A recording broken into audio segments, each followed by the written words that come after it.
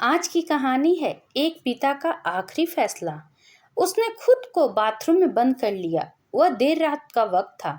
उस वक्त मेरी बेटी सो रही थी और मैं शोर मचाकर उसे परेशान करना नहीं चाहता था।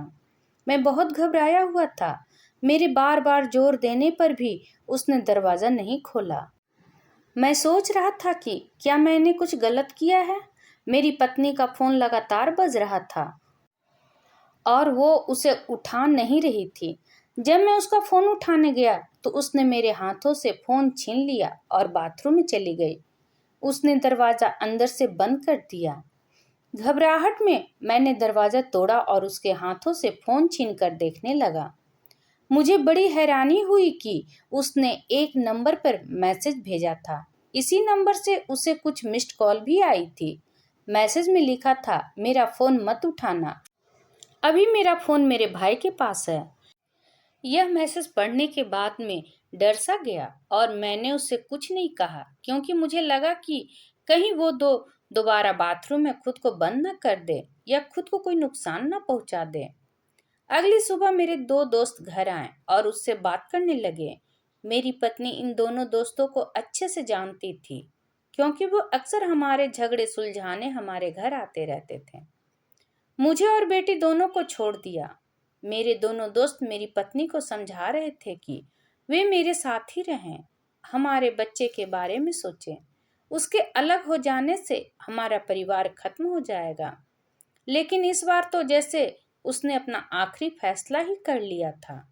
उसने साफ शब्दों में कहा कि अब उसके लिए यह जिंदगी जीना मुमकिन नहीं है। अगले दिन उसने घर छोड़ दिया, लेकिन इस बार वो हमारी बेटी को साथ लेकर नहीं गई।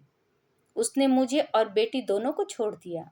मैं भीतर से टूट गया था, बेहद अकेला महसूस कर रहा था। लेकिन कहीं न कहीं यह सुकून भी था कि कम से कम मेरी 3 साल की बेटी तो मेरे पास है। हम दोनों की लव मैरिज हुई थी और शादी करने के लिए हमें अपने अपने परिवारों से काफी झगड़ना पड़ा था। जब हमारी बेटी महज 3 महीने की थी, तब भी वह घर से चली गई थी और बेटी को भी साथ ले गई। लेकिन उस वक्त एक दोस्त को समझाने पर वह लौट आई थी। लेकिन इस बार वो मुझे और मेरी बेटी दोनों को छोड़ गई और कुछ दिन बाद लौट के आया तो वह था तलाक का कागज। कोर्ट में सुनवाई के दौरान उसने साफ कह दिया कि बेटी की देखभाल उसका पिता यानी कि मैं ज्यादा बेहतर तरीके से कर सकता हूँ। मैं और मेरे माता पिता इस बात से खुश थे कि मेरी बेटी मेरे पास ही रहेगी। बेटी की जिम्मेदारी अकेले संभाली। हमारे अलग होने के शुरुआती दिनों में मुझे अक्सर यह ख्वाब आता कि हम फिर से एक हो गए और तीनों एक साथ रहने लगे।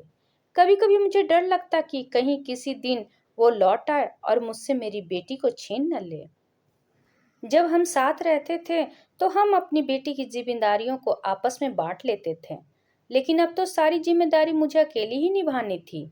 हालांकि मेरे माता पिता भी वहां थे जो मेरी मदद करते थे, लेकिन मैं चाहता था कि मेरी बेटी को कभी भी अपनी माँ की कमी महसूस न हो। छोटी उम्र से ही मेरी बेटी को इतिहास से जुड़ी जगहों पर जाने का शौक था, इसलिए कई दफा मैं उसे अलग अलग जगहों पर लेकर जाता। इसी दौरान अगर कभी कोई उससे पूछता कि तुम्हारी माँ कहाँ है, तो वह चुप हो जाती। जब भी कोई मुझे बुरा भला कहता तो वह हमेशा मेरा बचाव करती। जब मैं परेशान या हताश होता तो मेरा हौसला बढ़ाती। लेकिन उसने कभी भी मुझसे अपनी माँ के बारे में नहीं पूछा। हालांकि माँ सब सुनने पर उसकी चुप्पी का अंदाजा मुझे हो जाता। मुझे महसूस होता था कि अगर उसकी माँ उसके साथ होती तो शायद वह और ज्यादा खुलकर अपनी बातें रख पाती। कुछ साल पहले मेरा बहुत खतरनाक एक्सीडेंट हुआ और मुझे बहुत गंभीर चोटें आईं। जब मैं अस्पताल में और उसके बाद घर में इन चोटों से उभर रहा था, तब मेरी बेटी मेरी सहारा बनी। वह मेरी दवाओं का ख्याल रखती, हमेशा मेरे साथ रहती। इतना ही नहीं, वह मेरी माँ की बीमारी का ध्यान भी रखने लगी। मेरी माँ को डायबिटीज की बीमारी है तो वह उन्हें डॉक्टर के बताए अनुसार इंसुलिन का डोज देती। दूसरी शादी नहीं की। मुझे कई लोगों ने दूसरी शादी करने की सलाह दी, लेकिन मेरे लिए अपनी पत्नी को भुला पाना, उसके साथ तलाक को भुला पाना आसान नहीं था। आखिर हमारी लव मैरिज हुई थी। अब मेरी बेटी 13 साल की हो गई है और मेरे माता पिता चाहते हैं कि अब वो मेरे साथ ज़्यादा घूमने ना जाएं, क्योंकि अगर घूमने के दौरान उसे महामारी आई तो शायद मैं उसे संभाल नहीं पाऊंगा। लेकिन इसके लिए भी मैं तैयार हूँ। अगर उससे माहवारी शुरू होती है तो मैं उसे उसके बारे में समझाऊंगा और बताऊंगा कि यह चीज लड़कियों के साथ महीनों में कुछ तय दिनों के लिए होती है। वह कल्पना चावला की तरह अंतरिक्ष यात्री बनना चाहती है। वह पढ़ाई में भी बहुत अच्छी है।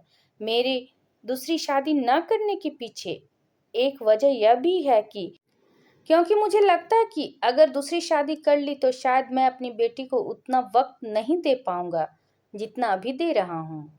हालांकि मैं इतना भी जानता हूँ कि अगर मैं दूसरी शादी के लिए तैयार हुआ तो मेरी बेटी मुझे बिल्कुल नहीं रोकेगी और ना ही वो इसमें कोई अड़चन पैदा करेगी। वैसे सच बताऊं तो दूसरी शादी को लेकर मेरे मन में ही यह डर है कि अगर मेरे और मेरी बेटी के बीच में एक दूसरी औरत आ गई तो कहीं हमारे बीच गलतफहमियां तो नहीं बढ़ जाएगी। अगर वो दूसरी महिला मेरी बेटी को बहुत सामान्य तरीके से भी कुछ कहेगी तो शायद मुझे वो बुरा लगेगा, जिससे मेरी दूसरी शादी भी खतरे में पड़ जाएगी और मैं दूसरी बार उस दर्द से गुजरना नहीं चाहता। यही वजह है कि मैं दूसरी शादी नहीं करना चाहता। मेरी जिंदगी की अब बस एक ही मकसद है और वह है मेरी प्यारी बेटी की खुशी। एक खुशी के लिए पिता ने अपनी सारी खुशियां कुर्बान कर दी। इस पर आपकी क्या राय है, कमेंट करके बताइएगा। अगर पसंद आए तो प्लीज़ लाइक एंड सब्सक्राइब करना ना भूलें। इसी तरह और भी कहानी सुनने के लिए कृपया बेल आइकन बटन को दबाना ना भूलें। वीडियो देखने के लिए आपका बहुत बहुत धन्यवाद।